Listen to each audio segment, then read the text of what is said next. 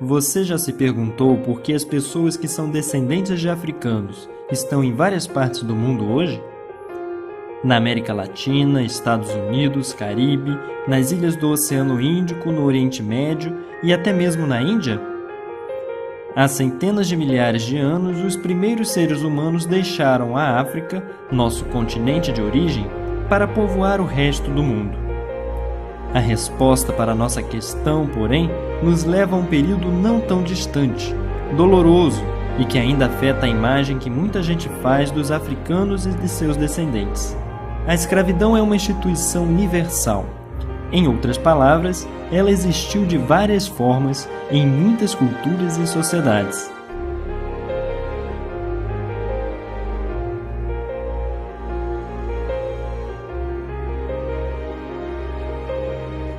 A palavra escravo vem de eslavo, povo do leste europeu que frequentemente era invadido e vendido como escravo durante a Idade Média. Mas quando as pessoas falam da escravidão hoje em dia, a maioria pensa nos habitantes da África subsaariana e nos descendentes de escravos africanos das várias partes do mundo. Vamos voltar um pouco no tempo, para a época do comércio de escravos, especialmente para o período das grandes navegações. Vamos assistir a uma animação sobre a experiência e a lógica de personagens da época. Os personagens não são reais, mas são baseados em relatos de homens e mulheres que viveram no tempo em que os mercadores de escravos cruzavam os oceanos.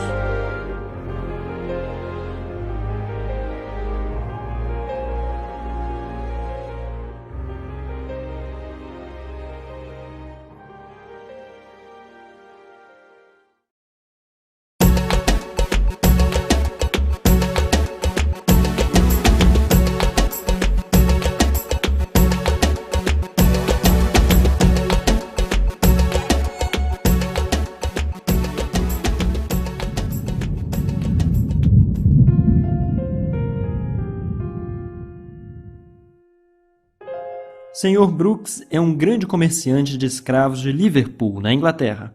Ele vai nos dizer por que se envolveu na compra e venda de seres humanos.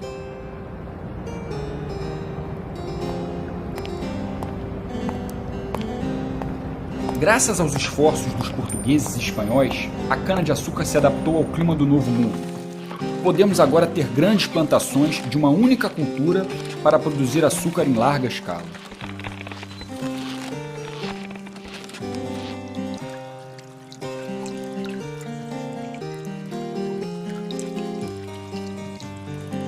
As grandes famílias europeias eram apaixonadas por açúcar, mas o alto preço impedia as pessoas mais pobres de comprá-lo.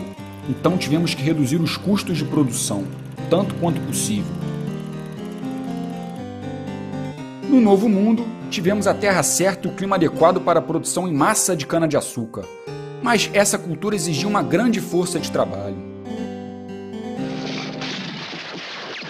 Quase todos os índios morreram por causa de doenças trazidas pelos primeiros colonos europeus e pela grande crueldade dos conquistadores. Os poucos sobreviventes eram, em teoria, protegidos pela igreja. Os colonos não poderiam, portanto, explorá-los da forma mais rentável para o seu comércio.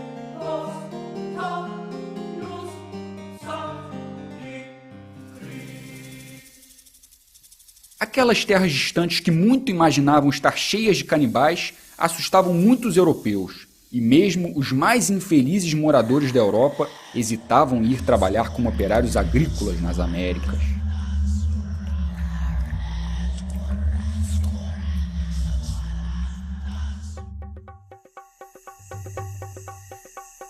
Então, decidimos ir para o continente negro.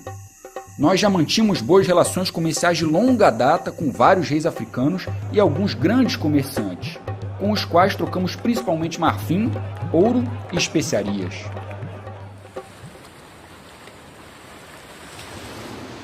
Aos poucos, com a permissão deles, nós construímos um punhado de fortes em pontos estratégicos ao longo de toda a costa atlântica para proteger os nossos comerciantes e mercadorias, e as tripulações dos nossos navios.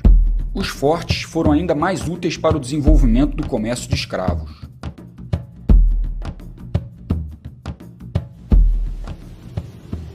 A partir do século XVI, as grandes potências marítimas europeias da época, Portugal, Inglaterra, Espanha, Holanda, França e Dinamarca, começaram a fazer dinheiro neste comércio. Os navios deixavam os portos europeus carregados de armas de fogo, tecidos sofisticados, bebidas e produtos de luxo. Os bens eram trocados na costa africana por homens e mulheres feitos prisioneiros. Eles eram então vendidos no Novo Mundo e forçados violentamente à escravidão. Esses barcos seguiam depois pelo Caribe ao longo da costa atlântica da América do Norte, antes de voltarem para a Europa carregados com açúcar, café, algodão, cacau, metais preciosos e outros produtos. Outros barcos praticavam esse comércio ligando a África às Américas, especialmente o Brasil. Comerciantes, banqueiros, seguradoras e donos de navios tinham lucros fabulosos.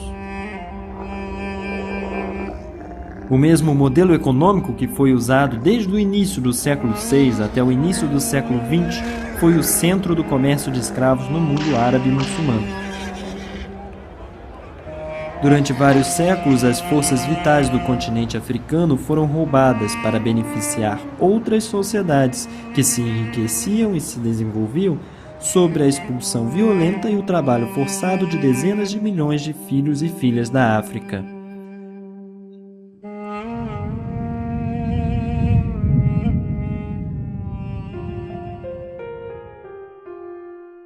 Mussa estava esperando impacientemente sua iniciação. Ele ia finalmente se tornar um homem, o grande caçador Bedik, aprendendo os segredos das florestas e animais. Mas Mussa nunca foi iniciado. Ninguém me contou nada, mas eu acho que alguma coisa estava acontecendo. Eu conversei sobre isso com Tumani, o meu melhor amigo. Estava praticamente certa a nossa iniciação. Seríamos grandes guerreiros destemidos. Todo mundo estava ocupado na aldeia. Os preparativos superavam os do festival da colheita passado. Apenas meu pai parecia preocupado. Ele foi avisado de que caçadores de homens foram vistos próximo ao nosso vilarejo. Ao amanhecer, foi acordado por um grande alvoroço, pânico, gritos, tiros por toda a parte. A nossa aldeia estava sob ataque. Nossos guerreiros e as suas lanças eram impotentes contra os homens que carregavam armas de fogo. Até Sidik, o mais forte guerreiro entre nós, foi capturado como um animal selvagem. Eu estava preso ao Tonami, por um pedaço de pau colocado no pescoço. Nossas mãos e pés estavam amarrados juntos.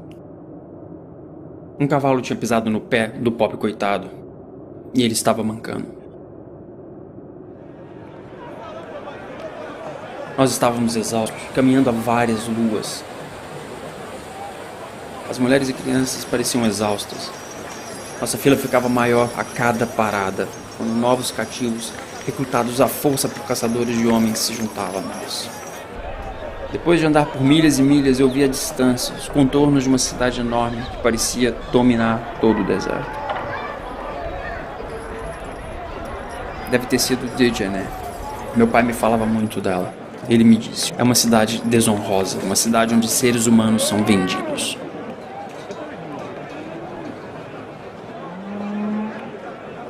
Dois homens vieram ao pátio onde estávamos sendo mantidos.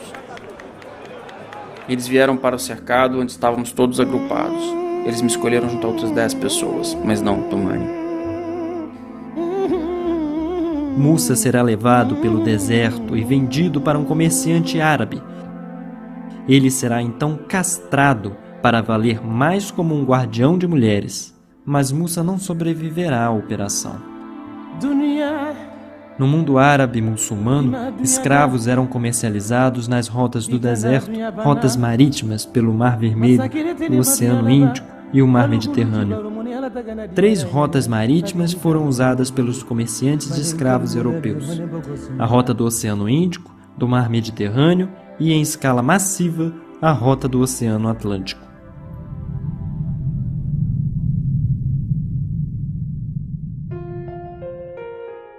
Lala vem do Reino do Congo. Ela foi capturada por caçadores de homens enquanto buscava lenha para cozinhar o jantar. Ela conta alguns momentos da viagem no navio negreiro como se fosse um diário de bordo.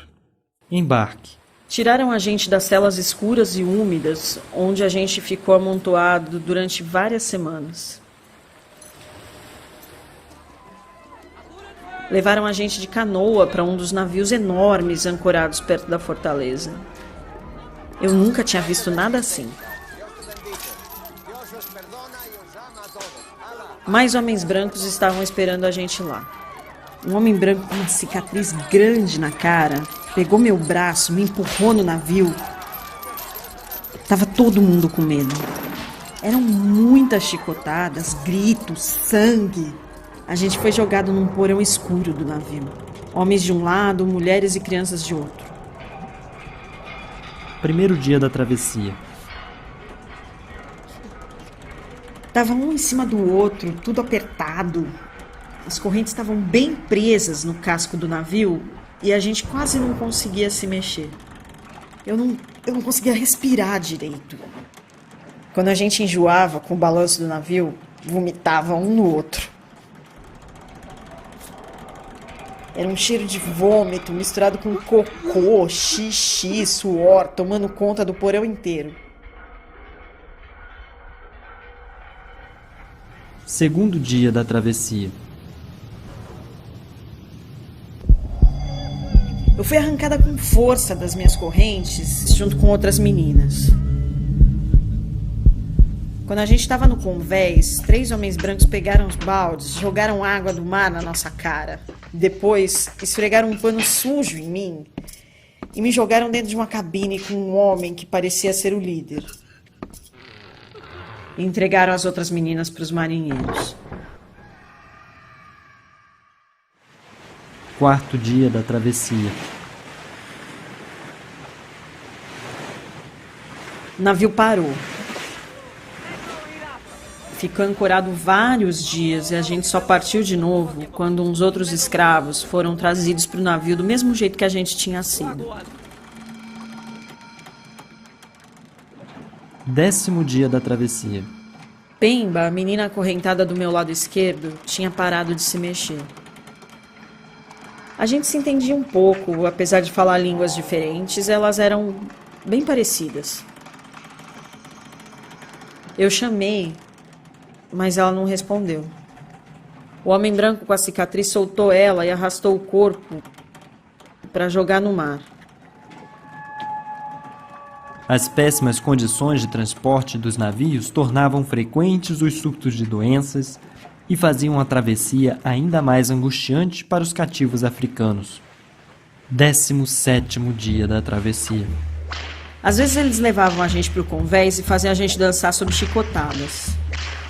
Naquele dia, eles colocaram a gente numa fila com cuidado, obrigando a gente a assistir uma cena horrível. Um homem que tentou pular no mar levou muita chicotada na frente de todo mundo. Os gritos dele eram insuportáveis e fizeram a gente tomar coragem de novo. Começamos uma revolta. Eles tinham armas de fogo e espadas. A gente tinha as nossas mãos e as correntes que nos prendiam. Dos 400 africanos, uns 60 morreram, a maioria mulheres e crianças. A gente venceu, mas não sabia manejar aquele navio enorme.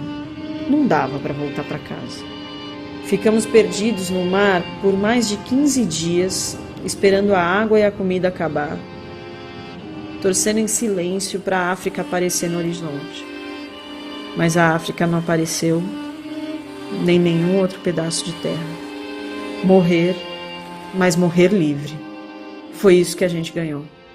A travessia forçada de Lala e de seus companheiros durou apenas 17 dias por causa da revolta bem-sucedida, mas navios negreiros podiam levar 1 mês e meio há 2 meses para atravessar da costa africana para o outro lado do Atlântico, dependendo do ponto de partida, do ponto de chegada e das condições do tempo. Cerca de 20 a 30% dessas pessoas, vistas como mercadorias, morriam durante a viagem. As taxas de mortes eram muito próximas às do êxodo forçado pelo deserto do Saara. As caravanas de escravos cruzavam centenas de quilômetros sob um sol escaldante, com má alimentação e muito pouca água. O destino dessas vítimas foi, portanto, não mais invejável do que o das pessoas que tomaram as rotas do Atlântico ou do Oceano Índico.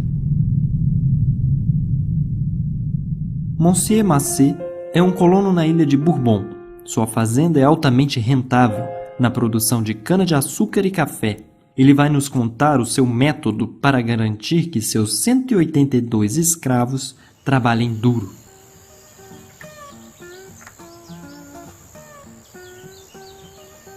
Podia ser café, cana-de-açúcar ou qualquer outro tipo de alimento. A fortuna de nossas colônias tinha como base uma fórmula simples: trabalho escravo.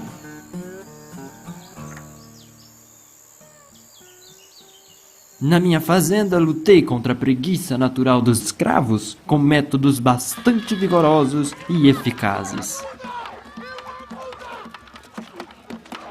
Para justificar a exploração de seres humanos, foi criado o conceito de hierarquia racial. A suposta inferioridade dos africanos será usada para dar uma boa razão para que fossem escravizados e para praticar terror físico e emocional diário, capaz de mantê-los sob domínio e combater movimentos de resistência. Sabíamos todas as artimanhas que os traficantes de escravos usavam para nos fazer pensar que os doentes estavam em boa saúde. Nós enxergávamos e sentíamos a mercadoria boa e ruim, do jeito que realmente estava. Tentavam nos enganar cobrindo de óleo os corpos, mas apertávamos braços e pernas para verificar o quanto os escravos eram vigorosos. Examinávamos os seus dentes para estimar sua idade e assim por diante. Depois de ser comprado, assim como um porco ou uma vaca, era queimado com a marca da fazenda. Nós os transformávamos em cristãos. Eles tinham que esquecer a savana, a vida que levavam antes como mulheres ou homens livres, a cultura, a língua e os costumes bárbaros. Algumas pessoas diziam que os negros não podiam sentir dor e que seus gritos, quando levavam umas chicotadas, eram apenas encenação.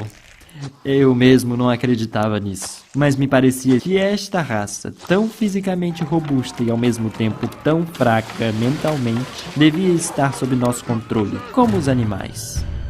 O Estatuto Jurídico dos Escravos, definido por textos como o Código Noir, o Código Negro, o Código de Escravos de Barbados, tratava os africanos capturados como bens móveis, posses sobre as quais o mestre tinha o controle completo. Os senhores podiam inclusive mandar matar os escravos como forma de punição. Esse texto era muito frouxo. Nas fazendas, os verdadeiros senhores tinham que ser muito mais firmes. Eu costumava insistir que quando houvesse um castigo no campo, os outros escravos tinham que assistir. O chicote podia estalar nas costas só de um homem, mas todos os outros iam sentir o terror do seu senhor e as terríveis consequências da sua raiva. Castigos: 20 chicotadas, marcar com uma flor de lis, cortar o tendão, ser pendurado pelas costelas, açoite até a morte. Tudo isso fazia de mim, aos olhos deles, o mais monstruoso e temível dos homens. E quando eu mandei um para o calabouço, eu quase podia ver o alívio em seus olhos. Parecia querer me agradecer por condená-lo apenas a passar fome e sede durante dias na escuridão. Era por causa do terror que eu inspirava nos meus escravos que a minha fazenda era um modelo e meus lucros estavam entre os mais altos da ilha.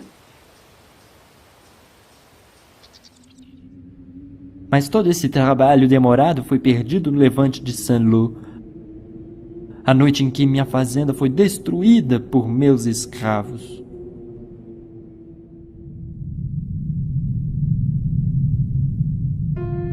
Juan nasceu na escravidão em Cuba. A mãe dele foi vendida. O pai, que havia tentado fugir muitas vezes, ele viu ser enforcado. Juan vai nos contar como sua longa jornada de trabalho diária era organizada.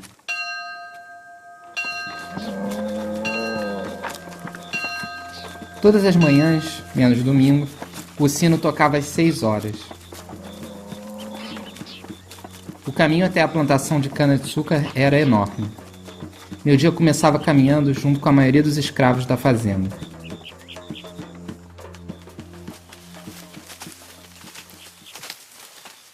No campo, você tinha que se abaixar, puxar o caule da cana e cortar com 2 ou 3 golpes pesados de facão. Os adultos cortavam a cana com um golpe só. Depois de cortada, a gente arrancava as folhas da planta, sempre com facão. Isso é o que a gente fazia todo dia. Eu sentia o sol queimar a minha pele. Era um trabalho muito cansativo. Agora eu entendo por que meu pai sempre tentou fugir. Ele me disse que o senhor da fazenda forçava a gente a trabalhar como animais, mas que eu nunca podia esquecer quem eu era. Um ser humano e não uma besta dos campos nascida para cana, o café, a banana ou o algodão. Às vezes, o feitor me mandava ir esvaziar vagões cheios de cana. Eu tinha que colocar tudo no triturador. Tem que ser muito forte para fazer a máquina trabalhar e tirar o caldo de cana até o final. Os homens continuavam chegando até a máquina com mais cana para moer. Depois recomeçava tudo de novo e de novo. Nem uma gota podia ser perdida.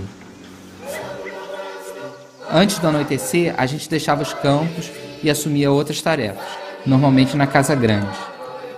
Às vezes, quando não era tempo de colheita, o meu dono me alugava para o Sr. Garcia. Eu tinha que ir trabalhar nas minas dele. Conheci outros escravos por lá. Eles não falavam uma palavra de espanhol, mas sabiam muito sobre o trabalho nas minas. Eu só voltava para minha cabana à noite. Era engolir rápido uma pequena ração de milho peneirada e um pouco de bacon antes de cair na cama de palha.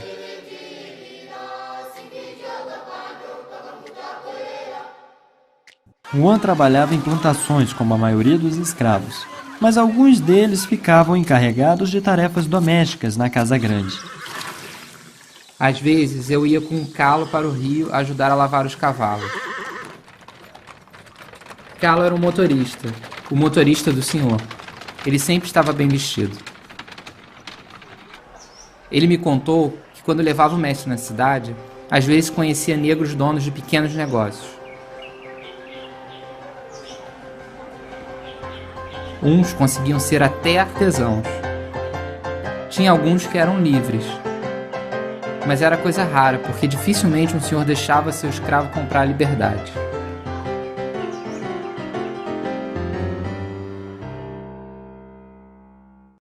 Numa noite de domingo, o mestre me viu olhando para um livro que Calo trouxe da cidade de presente para mim. O senhor normalmente era bom comigo, mas ficou furioso e pegou o livro da minha mão. Essas coisas não são para os escravos, gritou me encarando nos olhos. Escravos eram muitas vezes vistos apenas como cortadores de cana. Mas na verdade os escravos ocupavam funções diferentes na sociedade escravocrata. Por exemplo, a construção de prédios, estradas, portos, navios ou funções no exército, entre outras. No caso do comércio de escravos no mundo árabe e muçulmano, os escravos às vezes ocupavam funções muito importantes, oficiais de alta patente do exército, assessores pessoais de soberanos. Alguns deles ocupavam até postos importantes de comando. Seja no comércio transatlântico de escravos ou no comércio de escravos no mundo árabe e muçulmano, os homens e mulheres reduzidos à escravidão trouxeram com eles valiosos conhecimentos e habilidades, como o domínio de várias técnicas na agricultura, construção, navegação fluvial, mineração e metalurgia. Dessa forma, eles ajudaram a exportar as habilidades e tecnologias africanas para os países que os exploraram.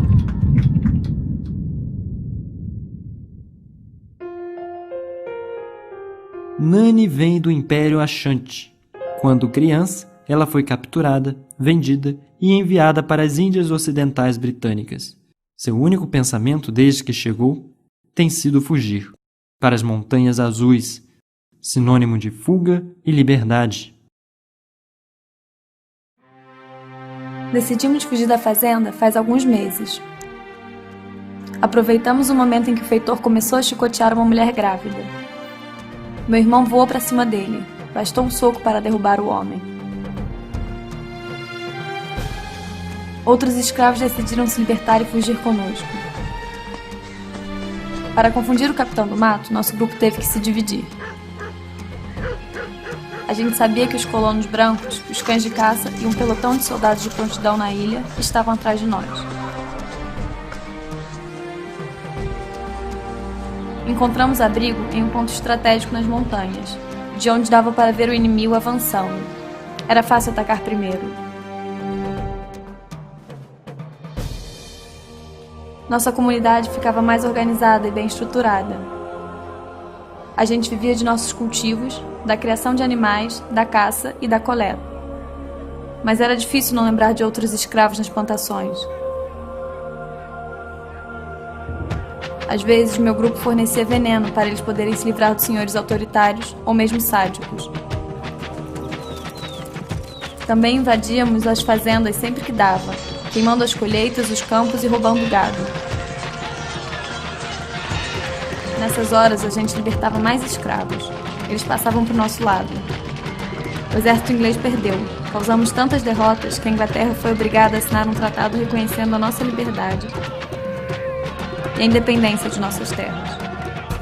Enfraquecidos pelas repetidas revoltas, pela campanha abolicionista e pela grande popularidade de alguns líderes como William Wilberforce na Inglaterra, Victor Schœlcher na França, Frederick Douglass e Harriet Tubman e Joaquim Nabuco no Brasil, os estados escravocratas foram obrigados, um a abolir a escravidão. Ironicamente, no despertar da abolição da escravidão, donos de escravos eram compensados pelas autoridades por suas perdas de propriedade, mas em nenhum caso os escravos, que foram as únicas vítimas desse sistema, receberam alguma compensação. São essas revoltas numerosas, repetidas, cada vez mais organizadas, que irão contribuir para a progressiva abolição da escravidão. A partir de 1791, da grande revolta de escravos em Santo Domingo até a abolição no Brasil em 1888. Enfim, livres, os escravos venceram depois de travar uma batalha diária por mais de 400 anos. Das aldeias africanas para os porões dos navios negreiros e plantações, esses homens e mulheres constantemente se revoltaram, protestando contra uma situação de vida desumana.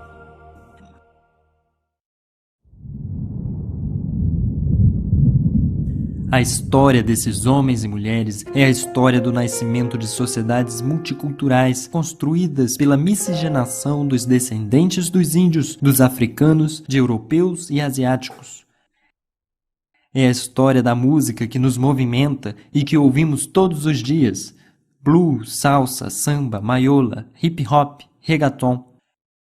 É a história do candomblé brasileiro, do sincretismo religioso, dos orixás, das formas de movimento corporal entre a dança e a luta, como a capoeira. É a essência do tango. Esses homens, mulheres e seus descendentes conseguiram transcender a opressão sem precedentes para deixar para a humanidade como um todo uma herança de imenso valor no campo das artes, conhecimento e pensamento, na política, na espiritualidade e na ética. Écrire, c'est magique.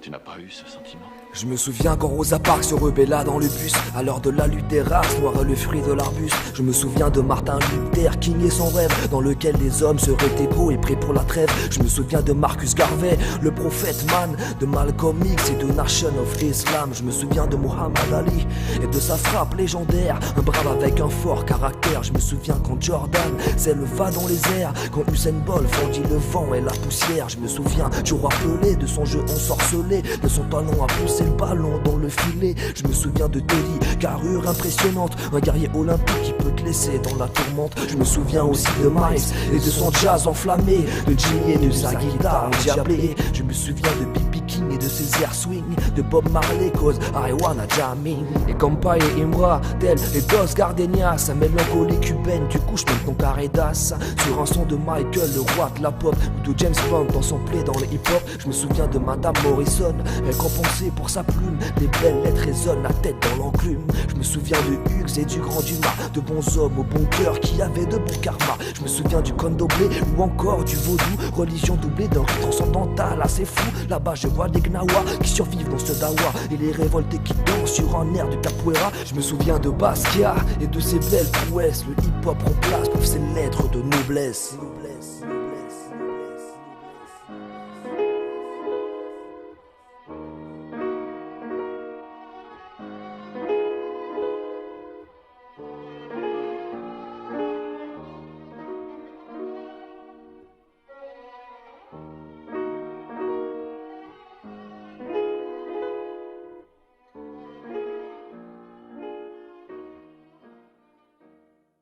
Esses escravos triunfaram depois de serem oprimidos por muito tempo. Eles responderam à violência e à vida desumana com resistência. Resistência física. Incontáveis revoltas como a do Haiti, primeira república a aplicar a universalidade dos direitos humanos.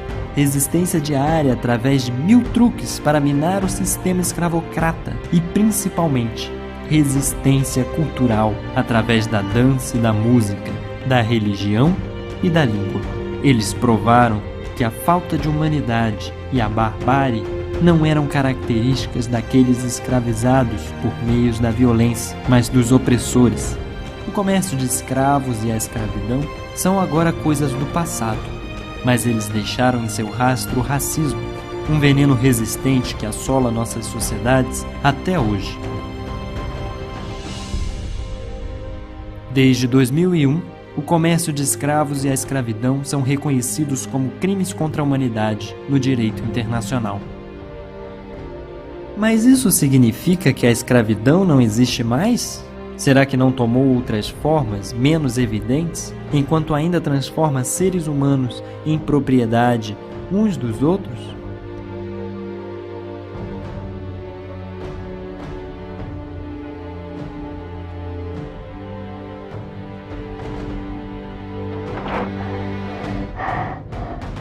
Ações para combater as novas formas de escravidão, o racismo e a discriminação racial não acabaram. São tomadas todos os dias em grandes organizações internacionais, como a Unesco, e até mesmo no pátio da escola. Uma coisa é certa, todos nós podemos fazer a nossa parte, e assim ajudar a fazer do mundo um lugar mais justo. It's enough, let me free. Please let me free. Oh, let me free. Oh, let me free. Oh, oh, please let me free. Oh, let me free. Oh, let me free. Oh, oh.